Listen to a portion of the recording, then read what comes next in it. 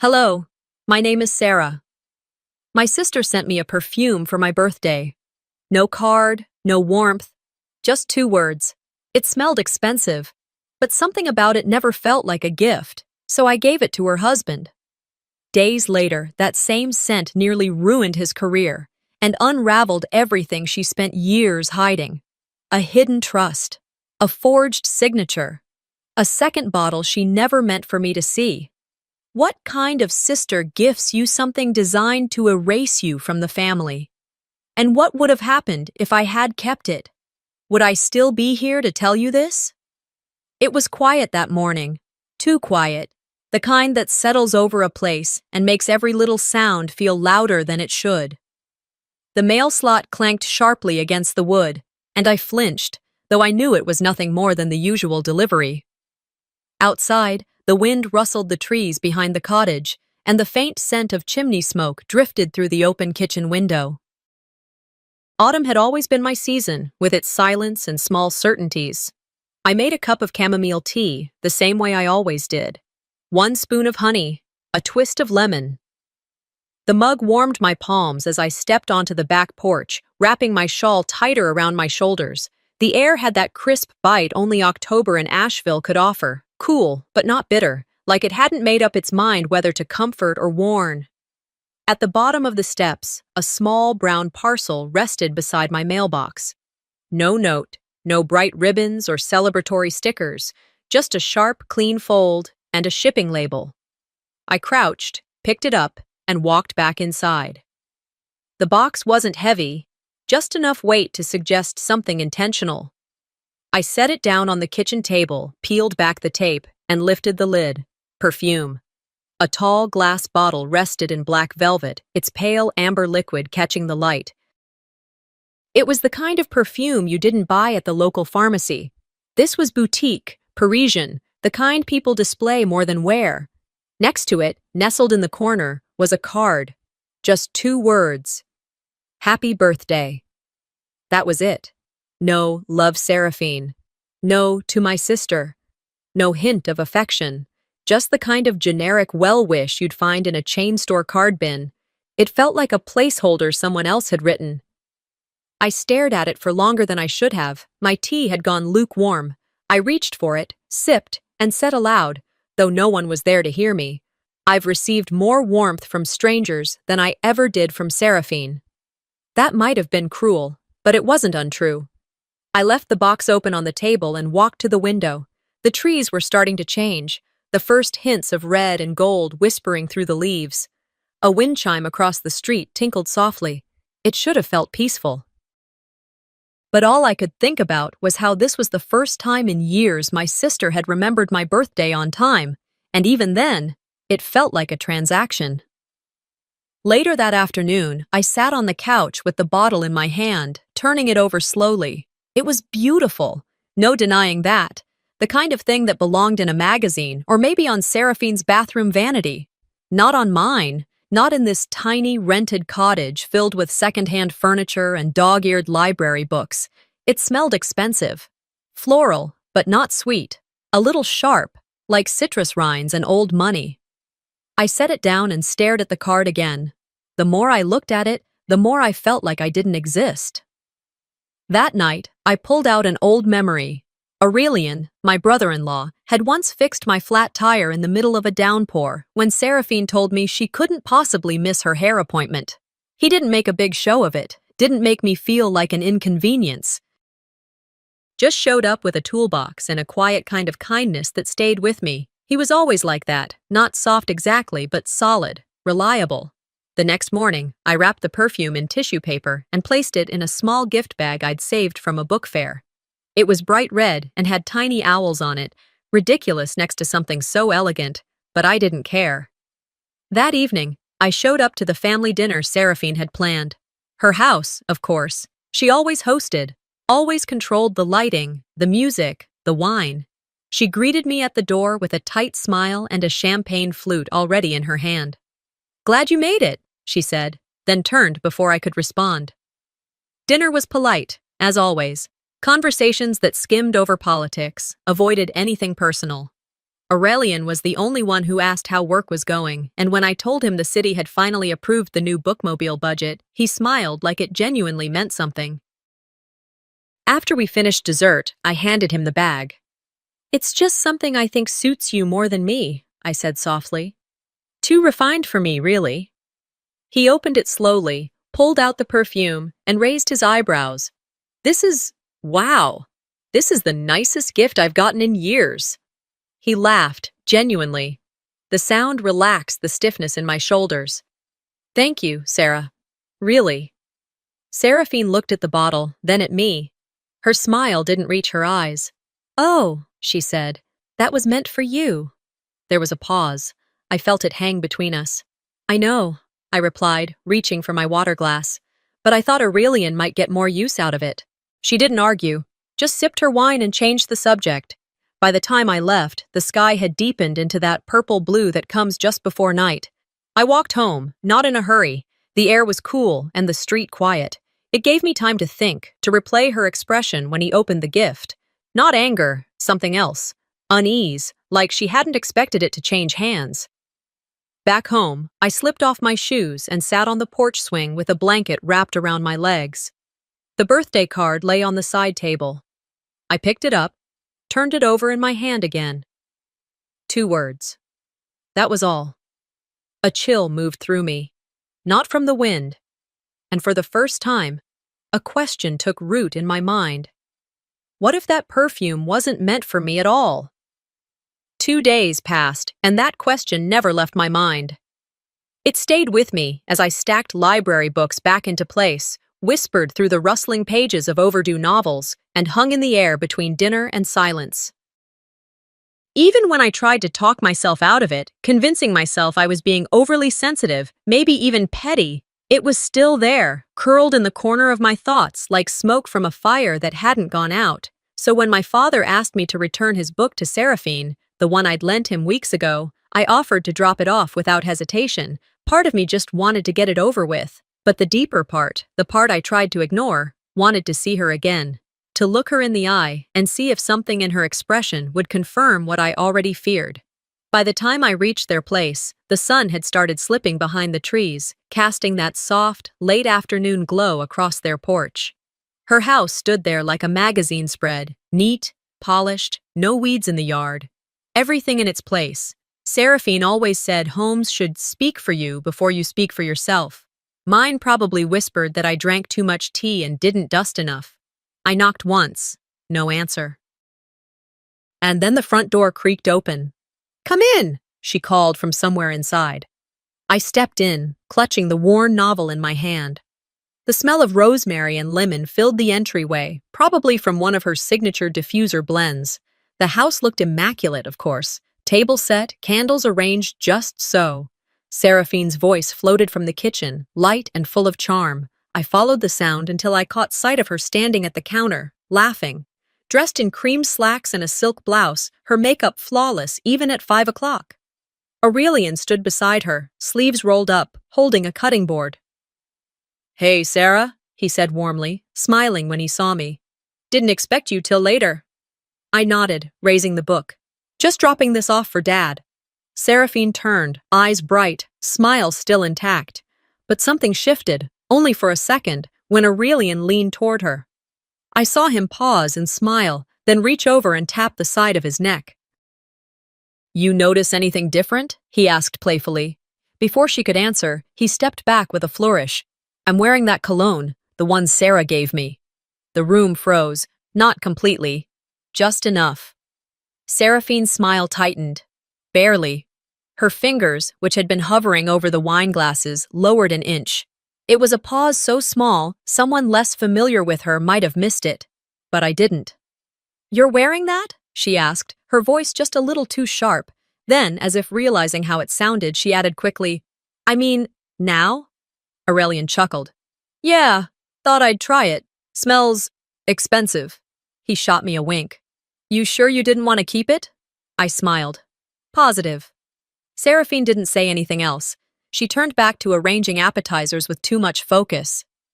I stood there a moment longer, trying to ignore the feeling creeping up my spine, that slight shift in her face, I'd seen it before. When I was 12, Mom's heirloom necklace went missing. Days later, Seraphine claimed she found it under my bed, but I remembered the panic in her eyes when Dad first noticed it was gone, the way she couldn't meet my gaze until she had a way out. That same look was in her eyes now, polished panic. A few minutes later, Aurelian walked me to the foyer. "Thanks again for the gift," he said. "I'm not exactly a fancy cologne guy, but hey, I feel like a senator wearing it." I chuckled softly. "You pull it off better than I ever could." He hesitated. "Seraphine didn't say anything weird about it, did she?" I shook my head. "Not directly." He furrowed his brow but didn't push. I appreciated that about him. He always knew when to leave a thought alone. We said goodbye, and I stepped out onto the porch just as the sky turned that soft, smoky pink that always made Asheville feel like a painting. Instead of going home, I took a detour through the neighborhood, letting my legs walk me through memories I didn't ask for. I remembered the garage sale when I was 16. I'd spent the better part of a year sketching in a notebook, a mix of terrible poetry and even worse drawings, but it was mine. Seraphine had offered to help me declutter, which back then sounded like kindness. Weeks later, I found that notebook on someone's front table, priced at 50 cents. When I'd confronted her, she laughed, said she thought I didn't want it anymore, that I'd grown out of it. Said it with that same tone she used when she messed up but never admitted it. That tone clung to my memory like fog. When I got home, I didn't turn on the lights right away. Just stood in the kitchen and let the quiet wrap around me. I set the book down, boiled some water, and waited for the kettle to sing. I didn't want to believe anything sinister, but the feeling wouldn't leave me alone. That perfume, her reaction, something didn't add up. I had no proof, only instinct, but sometimes instinct is louder than facts. 2 days later, I returned to their house. Seraphine was hosting a dinner for one of Aurelian's clients. A small group, just 4 people. I offered to help set the table because I needed to be near her. Not to accuse, to watch. She gave me the linen napkins, and I folded each one slowly, making sure my hands didn't tremble. Seraphine moved gracefully around the room, but her eyes kept darting to me, like she expected me to break something. She paused at the edge of the dining table, adjusted a flower arrangement, then said without turning, "Some gifts aren't meant to be passed on, Sarah." The words weren't loud, but they sliced. I kept folding napkins. "And some gifts," I said calmly, "aren't meant to be given." She turned to look at me then, really looked. There wasn't anger in her eyes, not yet, just that calculating stillness, the same one she used when she wanted something to disappear without getting her hands dirty. We didn't say anything else, but in that moment, we both knew something had changed. Not loudly, not all at once, but enough. By the time I got back to my place, the silence was a little too sharp. I remember walking in, setting my keys down, and letting the question echo again in my head, over and over like a faucet dripping in the middle of the night. Some gifts aren't meant to be given. The next morning, the chill in the air felt different. Like it wasn't just weather anymore, it was warning. I woke up restless, and before I'd even made coffee, my phone buzzed on the kitchen counter. It was Aurelian. "Hey, can we talk? Something weird happened today." There was no punctuation, no context, just that. I read the message twice before calling him. He didn't pick up. An hour later, I sat in my car in the parking lot outside his downtown office, watching the front door like I was casing the place. I hated that I felt nervous, but something in his message had knocked the wind out of me. When he finally opened the door and waved me in, I noticed it immediately. He looked tired, not physically, but like someone who was walking around with too many unsaid things. "Thanks for coming," he said, motioning toward the small meeting room next to reception. "I didn't know who else to call." I nodded, followed him inside, and sat across from him. "You okay?" I asked. He exhaled and rubbed the back of his neck. "Depends on how you define okay." That's when he told me. He'd worn the cologne to a pitch meeting with a tech client, big account, 2 execs, 1 assistant, all seated around a glossy conference table while he laid out a 12-month contract plan. Halfway through, one of the execs started coughing. Bad. Then wheezing. She reached for her inhaler, but it didn't help. Her face turned blotchy. They had to call paramedics. The assistant, Aurelian said, leaning forward. Before they left, she pulled me aside and asked what cologne I was wearing. I told her it was a gift. He paused. She looked startled. Then she said something like, I thought I recognized that scent. It's very specific. I felt my stomach pull tight. He looked at me. Sarah, I think that perfume might have been a bad idea.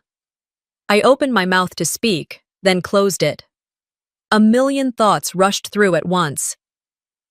I'm so sorry, I said finally, my voice quieter than I meant. I thought, no, he interrupted gently. No, you meant well, I know that.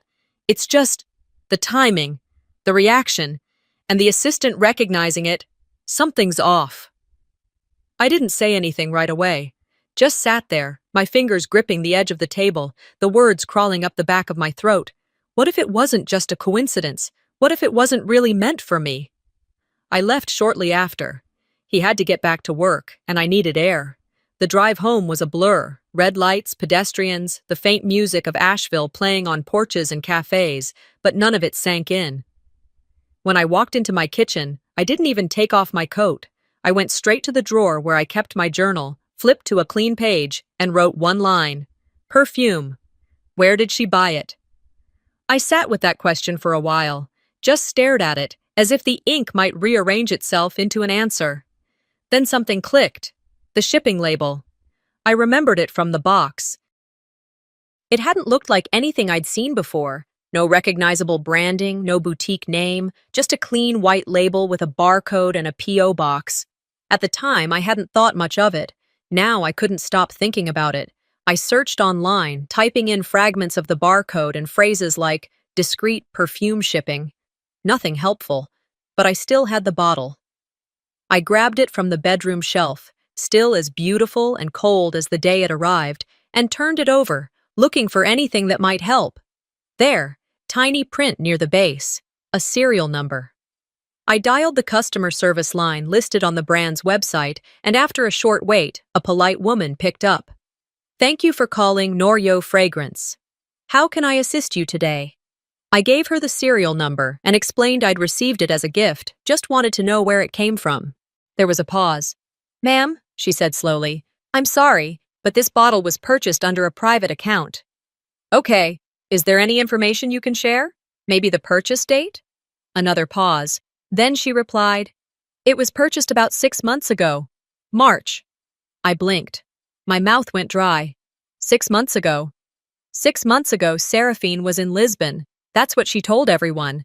A European press tour for one of her clients. She'd posted photos of rooftops and wine glasses, handwritten captions about recharging creative energy. I remember because I'd commented on one of them. She never replied. But if she'd been out of the country, why would she be buying a local bottle of perfume? And why ship it from a P.O. box 20 minutes from her house? Something wasn't adding up. After I hung up, I sat on the couch, the perfume bottle resting in my palm. It felt heavier now. What if she never meant to give it to me? What if it had been repackaged, reassigned? What if it wasn't really a gift at all? I stayed there for a long time.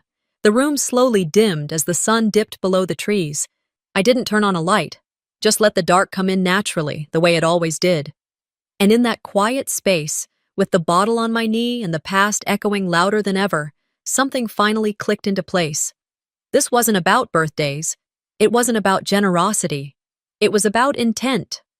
It was a Thursday evening, just cool enough to need a jacket. The kind of air that hinted fall was serious now, no more pretending summer might return. The sky held that soft blue haze that comes just before sunset, and I remember adjusting the sleeves of my cardigan while I stood on Seraphine's porch, mentally bracing for whatever version of her I was about to walk into. 2 days had passed since I'd spoken to the perfume company. 2 days since I learned that the bottle Seraphine gave me had been purchased locally. At the same time, she was supposedly off in Portugal, sipping wine and hashtagging rooftops. I hadn't confronted her. Not yet. Something told me not to play that card until I was ready. But I knew one thing for certain. That perfume was never meant to be a gift. I rang the doorbell. Inside, the house buzzed with voices, the clinking of silverware, and the unmistakable laughter Seraphine reserved for company, the kind that never quite reached her eyes. She opened the door herself, wearing a silk blouse the color of bone and a necklace that sparkled too perfectly. Her smile was immediate, polished. "Right on time," she said, stepping aside. Thaddeus, our father, was already seated at the head of the dining table. His posture was stiff, hands folded in front of him like he was waiting for an apology that hadn't yet arrived. I stepped inside slowly, nodding at him, and offered a polite smile to the others, a couple of Seraphine's acquaintances I didn't know by name, and a woman from the non-profit board she'd recently joined. But something was off. The air felt taut, controlled, like everyone knew this dinner wasn't about roast chicken and roasted root vegetables. I sat across from Thaddeus, and as the last guest settled in, Seraphine lifted her glass of wine. "Before we start," she said, her voice syrupy smooth, "I think it's time we talk about what happened to Aurelian."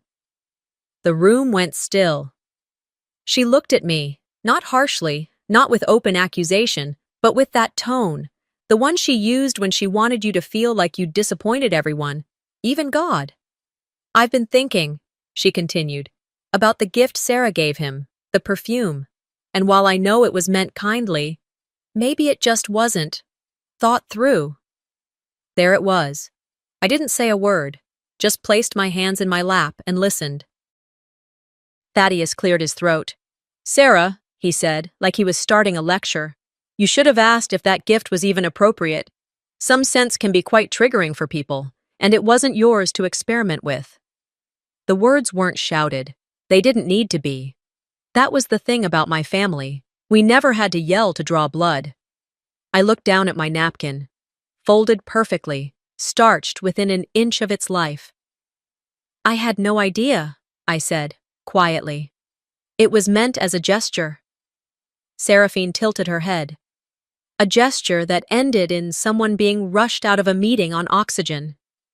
She made it sound like I'd sent anthrax in a gift bag. The other guests said nothing, just shifted awkwardly, stared at their wine glasses.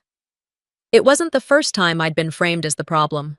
When I was 7, Seraphine knocked over Mom's violin, her prized possession from college, and the neck snapped clean off. She'd cried, full-blown tears, said she saw me playing with the case earlier that day. I hadn't touched it. But I was quiet, and she was dramatic, and Mom couldn't imagine her golden girl lying.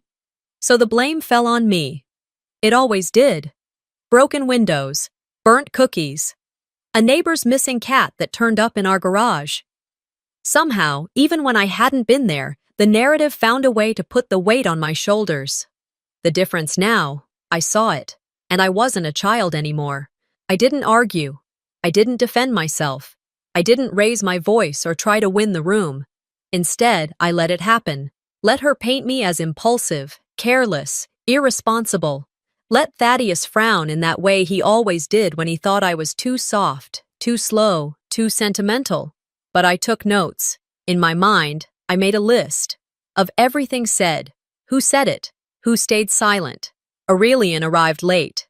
He walked in carrying a bottle of wine and paused the moment he stepped into the dining room.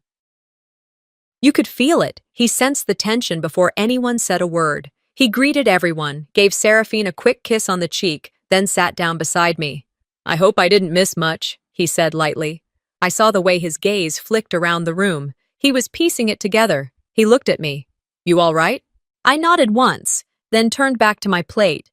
Dessert was served, some kind of berry tart with a mint leaf placed just so, and the conversation drifted back to nonprofits and holiday planning.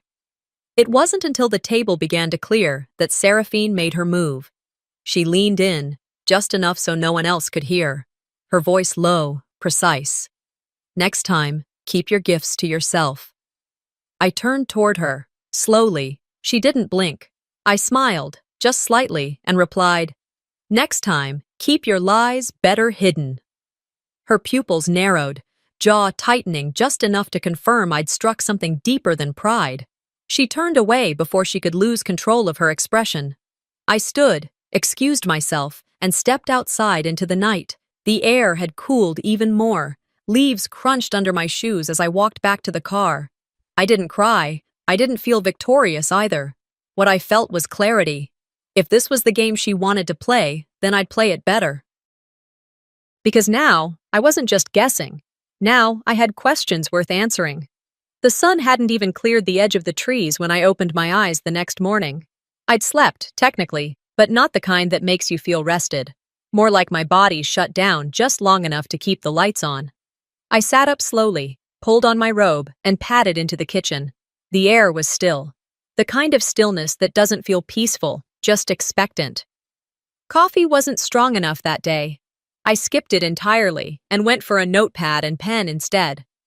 Sitting at the small table by the window, I drew a line down the center of the page like I had so many times before, habit learned from my librarian years. One column read, "What I know." The other, "What I can prove." The list on the left grew quickly.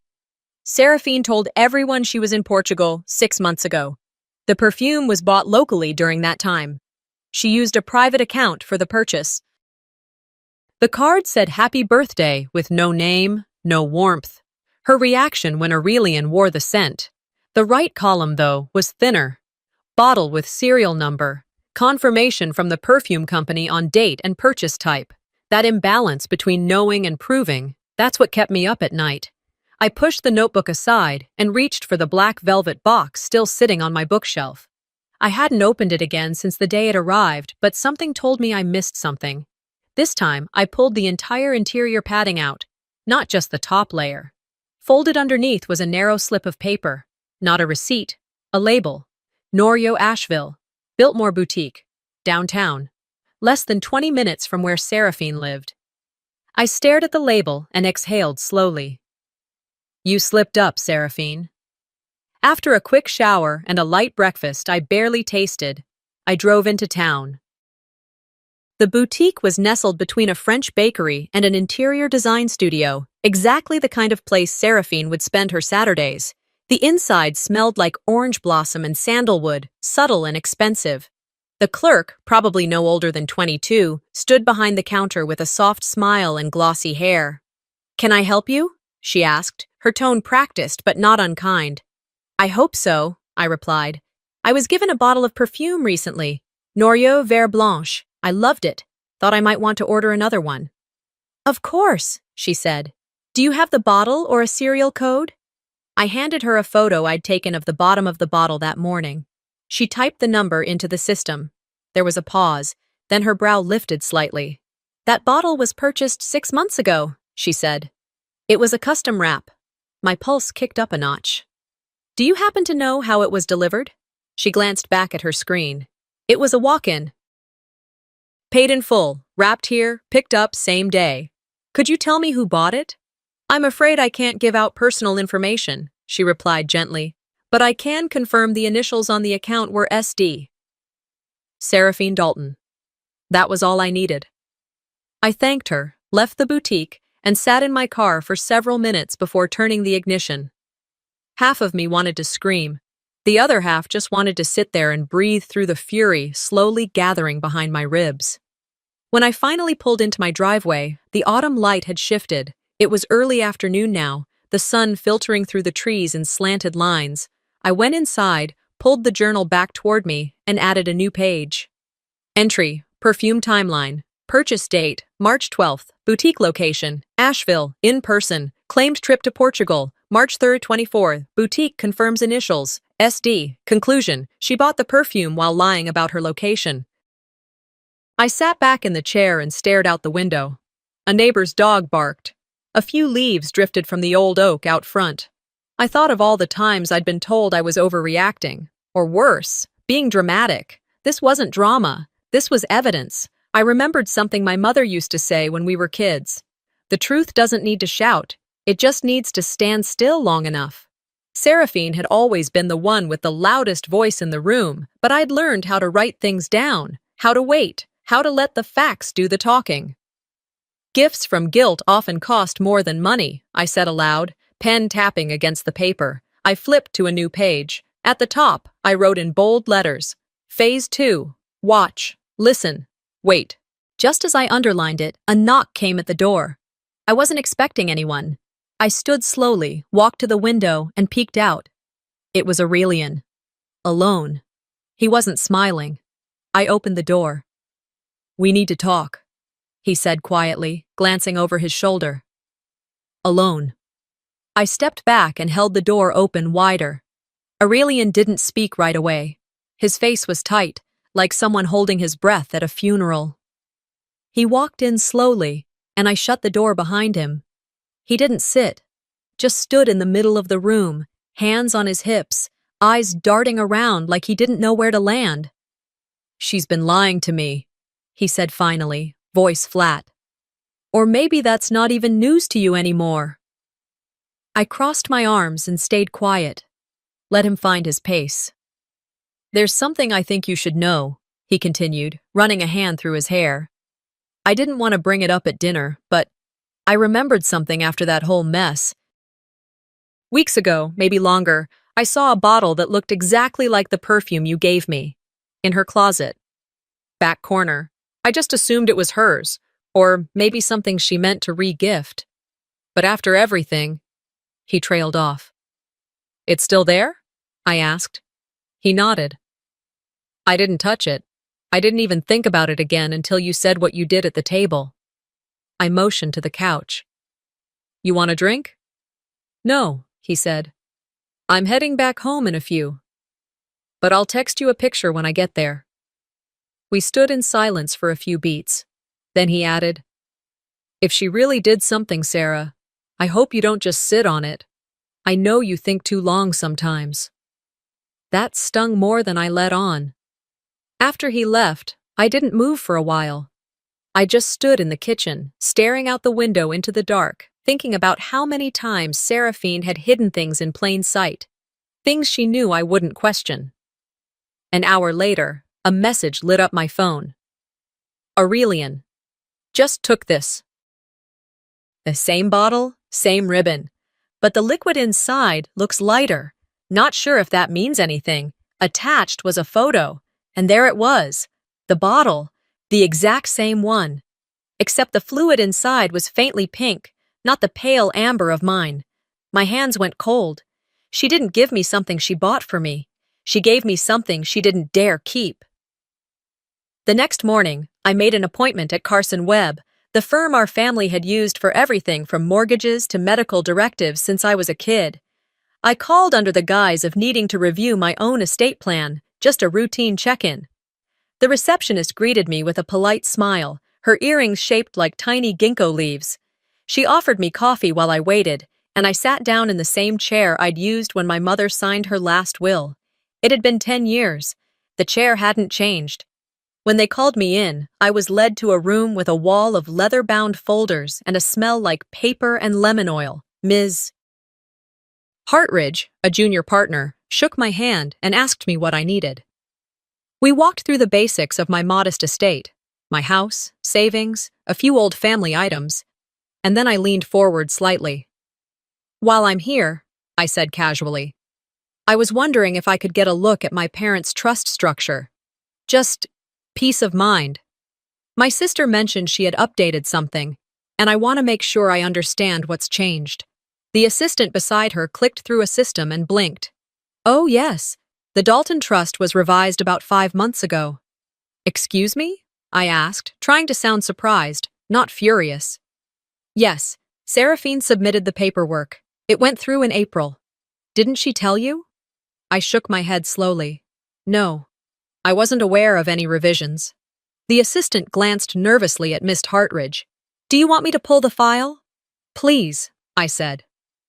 10 minutes later, I was sitting at the long conference table with a manila folder open in front of me. Inside were copies of the updated trust documents. My name was no longer listed as a beneficiary. It wasn't just that she'd taken me out. It was that she'd done it using a scanned signature from our mother. The signature was dated, backdated actually, to a time that made it seem like Mom had signed it shortly before her final illness. My stomach turned. There are levels of betrayal in every family. You expect small ones, resentments, petty slights, forgotten birthdays. But this was an excavation. A conscious effort to dig me out of the foundation like I'd never been part of it.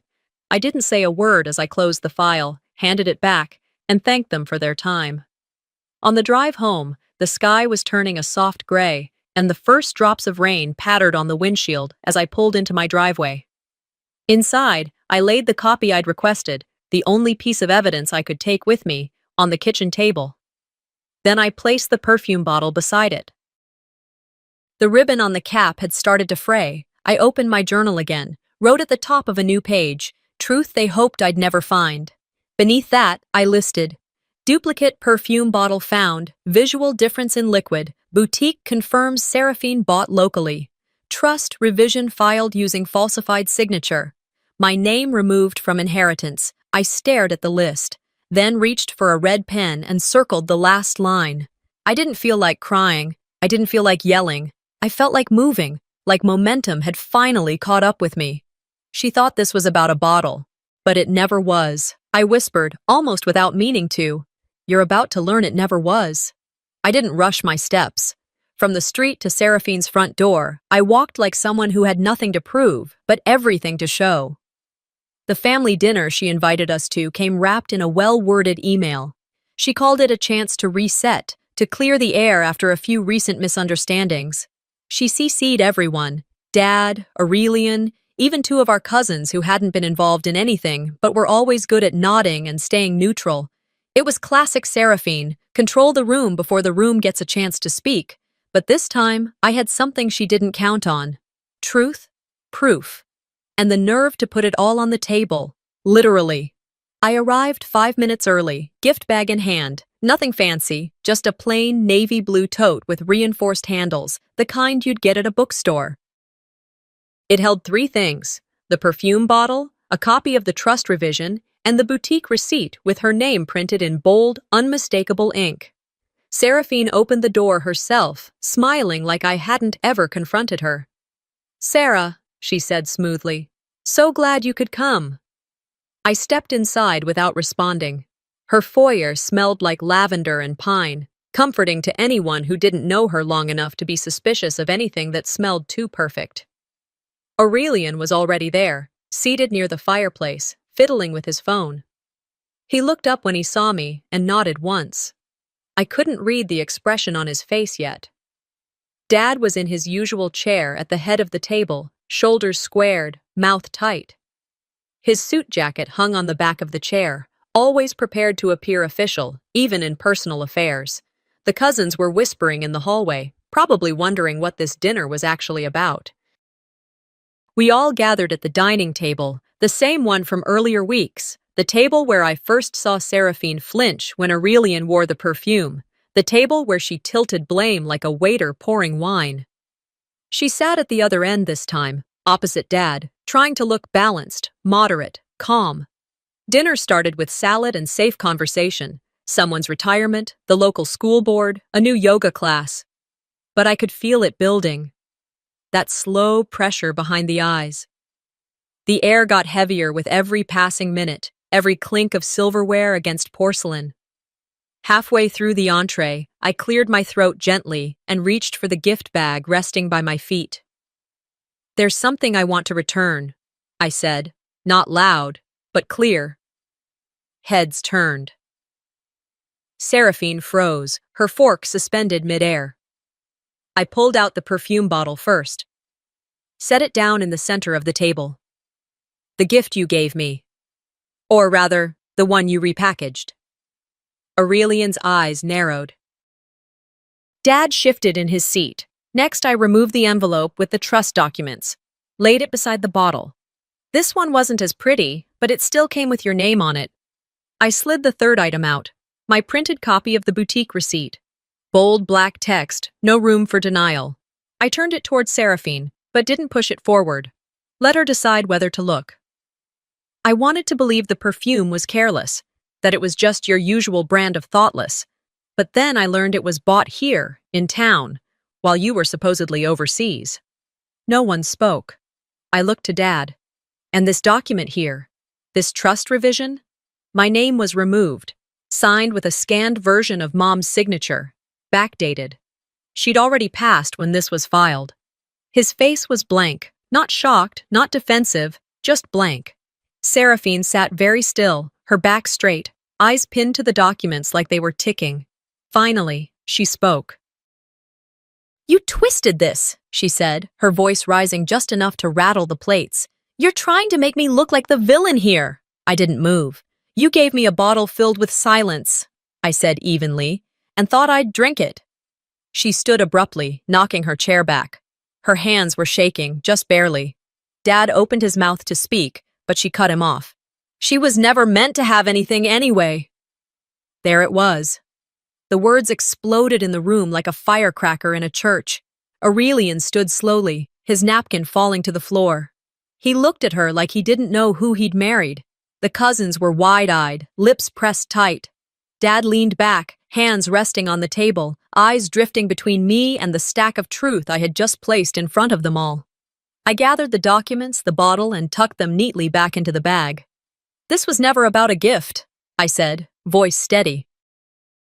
"It was about who gets to matter." And with that, I pushed back my chair and walked toward the door. Nobody stopped me. I didn't sleep the night after the dinner. Not because of rage, not even pain. It was something quieter than that, an emptiness that came after everything inside you had already burned out. I sat on my porch swing with a blanket over my lap, the sky shifting from deep navy to gray, and listened to the world wake up without needing me to respond. I didn't expect anyone to call. But at 6:42 a.m., my phone buzzed. Aurelian. "I left. Can I call you later?" I didn't answer immediately. I stared at the message for several minutes, not because I didn't know what to say, but because I finally had the power to decide if I wanted to say anything at all. Instead of texting back, I stood, went inside, made tea, and waited for the next domino to fall. It didn't take long. By mid-morning, my voicemail was full. Seraphine called 5 times in the span of an hour. The first message was snippy, coded in that high-pitched veneer she always used when she wanted to sound composed, but was cracking. "You humiliated me. That was a private family matter and you—" Delete. The second message tried to take a softer tone. "I know we've had our issues, but airing them like that? Sarah, come on, this isn't who you are?" Actually, I thought, this is exactly who I've always been. You just never listened. The next 3 messages teetered between rage and desperation.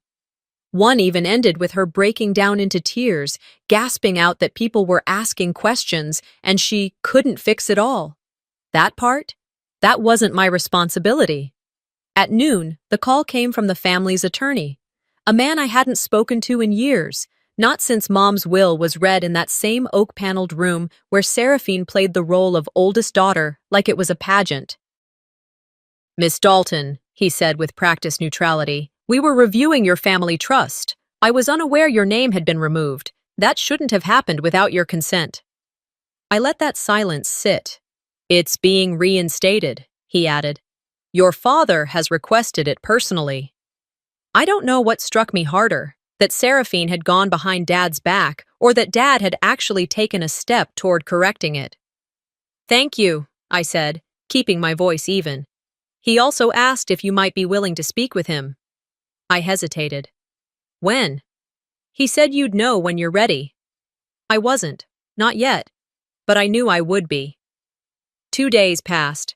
Enough time for the buzz around the dinner confrontation to spread. Small-town buzz is different. It's subtle, like the way neighbors water their lawns a little longer when you're outside, hoping you'll offer a sliver of gossip. And then came the video.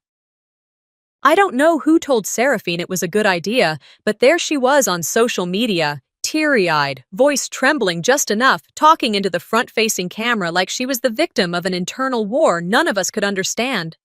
"I made mistakes," she said, wiping at eyes that didn't look red. "But I was trying to protect what mattered. Sometimes we make choices we can't undo, and people don't know the full story." Cue the piano music, the filtered lighting. Within hours, it blew up. Not in the way she hoped. Comments flooded in, screenshots of her previous posts claiming she was in Portugal during the perfume purchase, questions about the trust documents, speculation about her finances. People didn't want perfection anymore. They wanted transparency. And Seraphine had built an entire brand on airbrushed lies. By the end of the week, 2 of her brand sponsorships had pulled out. Her name trended locally, then regionally. And Aurelian.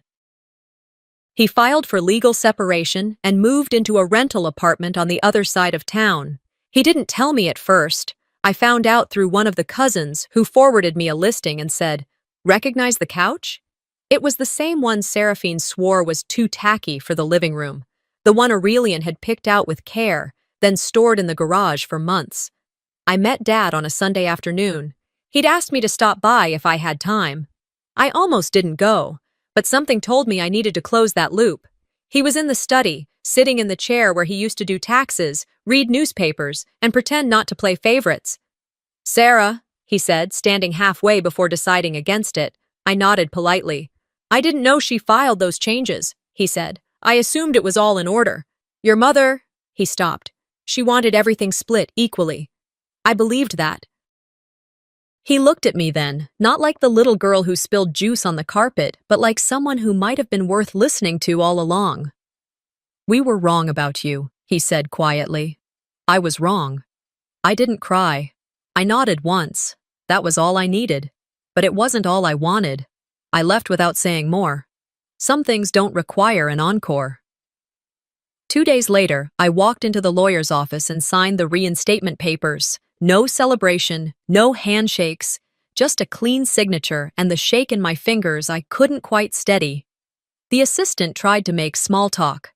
I gave her a small smile. She slid the final folder across the table. "This secures your portion," she said. I nodded. It was never about money. I stood, tucked the pen back into my purse, and glanced at the door. It was about finally being seen. The morning sunlight filtered through the sheer curtains in my living room, laying quiet golden stripes across the rug. For once, it wasn't trying to wake me up or chase shadows off the walls. It just was.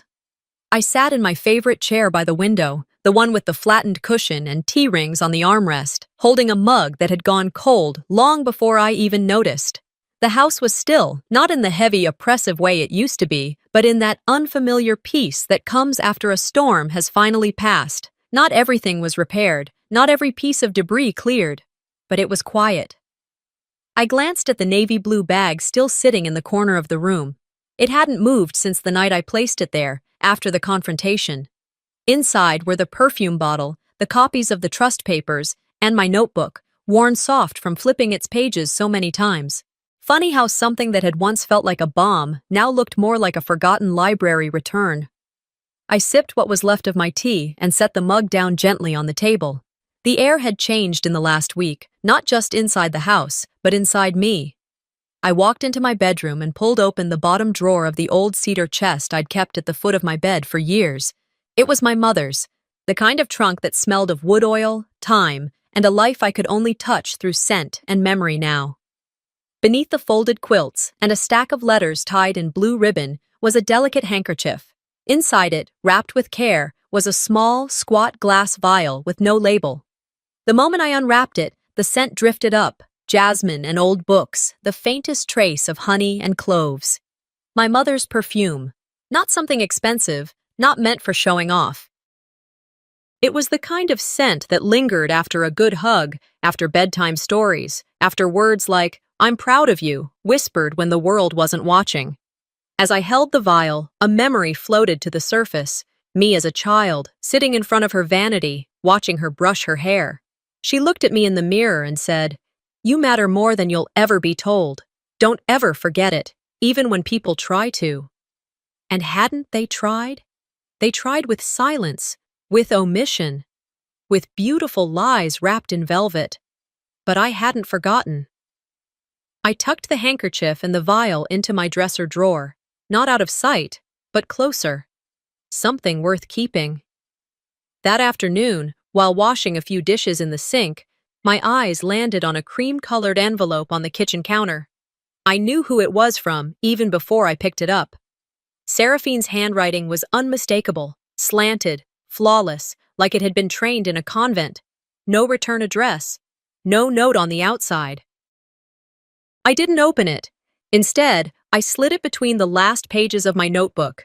Some apologies aren't written to heal. They're written to shift the weight of guilt off the sender's chest and onto yours. I'd carried enough of that. Let her keep hers. The following day, I made one last appointment at the estate office. The lawyer looked at me with practiced politeness as I walked in. We signed the final amendment that restored my place in the trust. No mention of lawsuits, no whisper of what had been removed or replaced. "You do realize," he said gently, sliding the papers toward me, "you could still challenge the previous forgery. It would hold." I shook my head. Let her rebuild herself. I'm not carrying this anymore. I didn't want to be the reason she lost everything. That was the difference between us. She tried to erase me. I just stepped out of her shadow. On my way home, I stopped by a women's shelter thrift store in West Asheville. I handed the perfume bottle, still in its box, to the young woman behind the desk. "No name," I said, when she asked if I wanted to leave contact info. "It's beautiful," she said, opening the lid. "Expensive, too." "Maybe someone will appreciate it," I replied. "Or maybe they'll just like the smell." I didn't need it anymore. That afternoon, I walked into downtown for coffee with Leora. The air was crisp, the trees loud with color, fiery reds, deep oranges, yellow just starting to turn. Asheville had never looked more like a painting. We sat by the cafe window in silence, not because we had nothing to say, but because the quiet finally felt earned. A small boy passed the window holding his mother's hand, and for a split second, he turned, looked directly at me, and smiled wide. I smiled back. My hand rested over my heart, where that old scent still lingered, light as a whisper, permanent as a promise. She gave me a perfume that was meant to erase me. But I chose one that reminds me who I've always been. Sometimes, the most painful betrayals don't come from strangers. They come gift-wrapped from the people who claim to love you most. This story isn't just about perfume or even inheritance. It's about choosing dignity when silence is no longer survival. Have you ever had to walk away from family to protect your peace? Let me know in the comments. And don't forget to subscribe if you want more true-to-life family stories that cut deep and stay with you long after the video ends.